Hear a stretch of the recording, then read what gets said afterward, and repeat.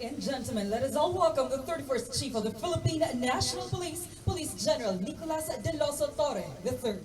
Mainit ang naging pagtanggap ng mga Bicolano sa pagbisita ng bagong hepe ng Philippine National Police na si Police General Nicolas Torre III sa lalawigan ng Sorsogon kahapon, June 29. Nanguna si Torre sa inaugurasyon ng bagong himpilan at multipurpose building ng Sorsogon City PNP.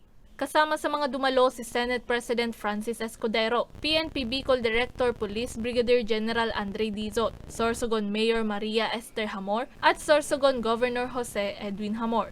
Kasunod nito, nagpatawag din si Torre ng command conference sa Sorsogon Police Provincial Office kung saan tinalakay ng mga opisyal ang pagpapatupad ng 5-minute response time strategy.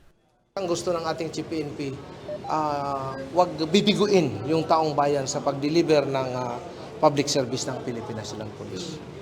Aminado si Dizo na ang mabagal na internet connection ang isa sa mga hadlang sa pagpapatupad ng nasabing polisiya. Subalit gagawin aniya ng kanyang komandansya ang lahat ng kanilang makakaya para sa mas mabilis at mas maayos na serbisyo publiko.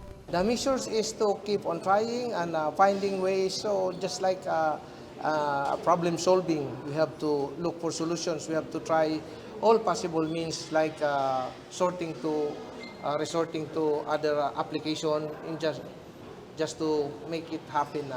We will be connecting to our lower units at any given time.